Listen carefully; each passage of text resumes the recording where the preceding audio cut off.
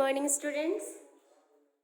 हम लोग ग्रामर में एक्टिव एंड पैसिव वॉइस के बारे में जान रहे हैं। तो मैंने इसका इंट्रोडक्शन आपको पिछली कक्षा में दे दिया था।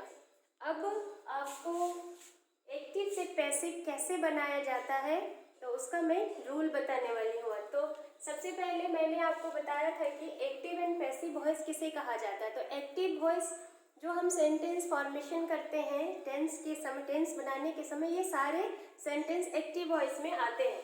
लेकिन जो सिंपल सेंटेंस है, लेकिन उसका जो सीक्वेंस होता है वो सब्जेक्ट वर्ब ऑब्जेक्ट होता है। जैसे कि ये मैंने यहाँ पे एक उदाहरण लिया है, ही ईट्स मैंगो, वह आम खाता है।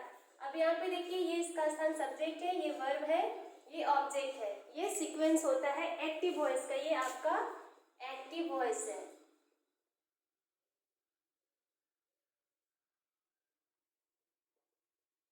उसके बाद जब इसको पैसिव वॉइस में चेंज किया जाता है तो ये सब्जेक्ट का स्थान चेंज हो जाता है, सब्जेक्ट ऑब्जेक्ट बन जाता है, ऑब्जेक्ट सब्जेक्ट बन जाता है। और वर्ब जो भी वर्ब है वो हमेशा थर्ड फॉर्म में आता है।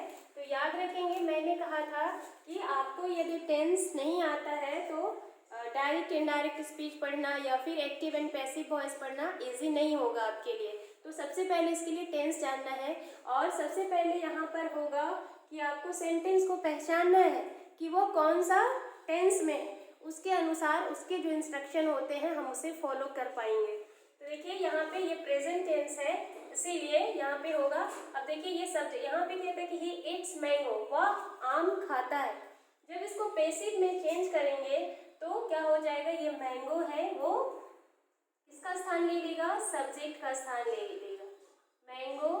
अब इसको ये भी देखना है कि ये मैंगो सिंगुलर है या प्लूरल है, और ये सिंपल प्रेजेंट टेंस है, तो इसलिए हम वहाँ पे हेल्पिंग वर्ब के रूप में इस लेंगे।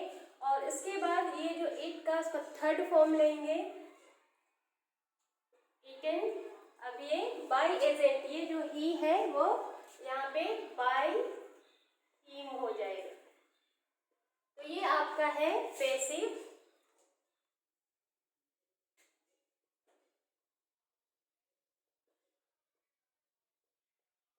ये आपका passive voice, mango is eaten by him, आम उसके द्वारा खाया जाता है। एक्टिव वॉइस में था कि वह आम खाता है। अब इसको जब पैसिव में चेंज किए तो क्या होगा, आम उसके द्वारा खाया जाता है। तो इसलिए जब पैसिव चेंज करते हैं तो पैसिव में क्या हो जाता है, ऑब्जेक्ट वर्ब एंड सब्जेक्ट। और एक्टिव में होता है तो सब्जेक्ट वर्ब ऑब्जेक्ट, ये रहता है। तो ये मैंने पिछली कक्षा में ही बता दिया था। तो इसके लिए कुछ हम लोग रूल जानेंगे और इसके कुछ एक्सेप्शन भी होते हैं, एक्सेप्शन भी होते हैं, उसको भी हम लोग जानेंगे। मैंने आपको बताया था कि केवल पैसिव ट्रांजिटिव वर्ब का ही बनेगा। यदि वर्ब इंट्रांजिटिव है तो इंट्रांजिटिव वर्ब को ऑब्जेक्ट की जरूरत नहीं पड़ती है। और यदि सेंटेंस में ऑब्जेक्ट नहीं तो हम उसका पैसिव कैसे बना सकते हैं, बिना ऑब्जेक्ट का पैसिव बनेगा ही नहीं। तो चलिए हम लोग कुछ रूल्स है उसको देख लेते हैं। ये पैसिव बनाना बहुत आसान है, यदि आप टेंस जानते हैं तो आप तुरंत बना लेंगे। तो पैसिव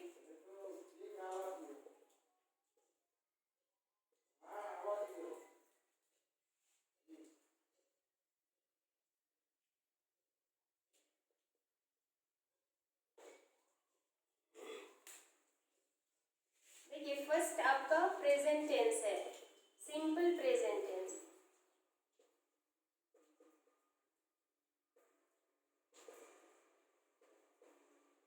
सिंपल प्रेजेंट टेंस जिसका फॉर्मेशन होता है सब्जेक्ट वर्ब 1 या वर्ब 5 प्लस ऑब्जेक्ट, यही होता है। या फिर हम इंग्लिश सेंटेंस को कैसे पहचानेंगे,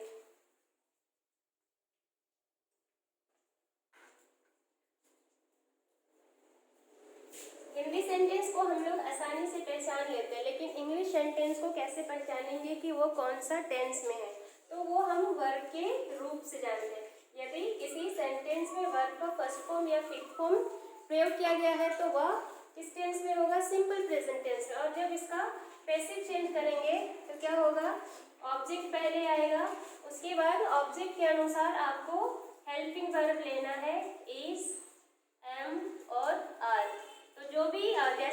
ऑब्जेक्ट अगर सिंगुलर है तो इस लगाएंगे, अगर ऑब्जेक्ट आई है तो am लगाएंगे, और ऑब्जेक्ट प्लूरल है तो क्या लगाएंगे are.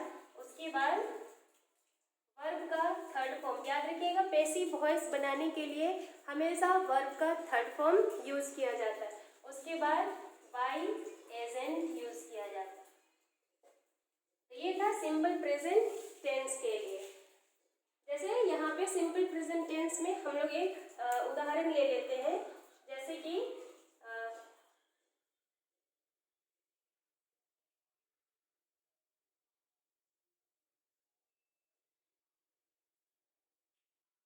They play football.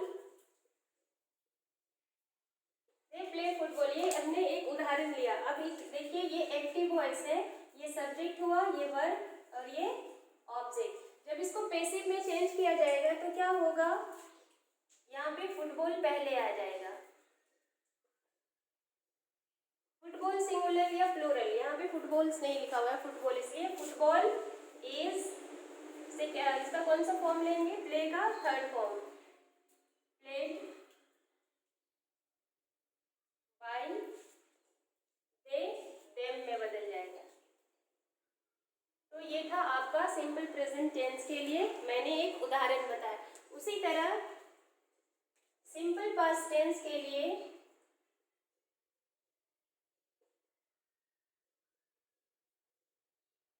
Simple past tense को हम कैसे पहचानेंगे, यदि किसी सेंटेंस में वर्ब का सेकेंड फॉर्म यूज किया गया है तो वह कौन सा होगा, सिंपल पास्ट टेंस में। और उसके लिए पैसिव वॉइस बनाने के लिए रूल होता है ऑब्जेक्ट प्लस वॉज और वेयर प्लस वर्ब का third form plus by agent. तो ये आपका किसके लिए था, सिंपल पास्ट टेंस के लिए।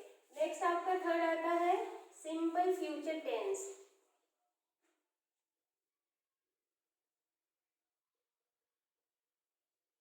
और सिंपल फ्यूचर टेंस की पहचान, हम इंग्लिश सेंटेंस की पहचान, विल और सल के बाद हमेशा वर्ब का फर्स्ट फॉर्म आता है। और उसके लिए पैसिव बनेगा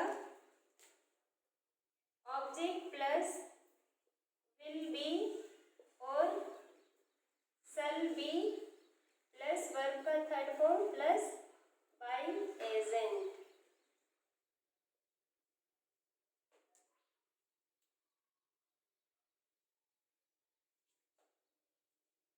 तो ये आपको तीनों समझ में आ गया होगा कि विल बी और देखिए यहाँ पे फ्यूचर टेंस में विल बी किसके साथ, किस सब्जेक्ट के साथ प्रयोग किया जाता है, शैल बी किस सब्जेक्ट के साथ, ये मैंने टेंस में बता दिया था। तो ये आपको याद होनी चाहिए।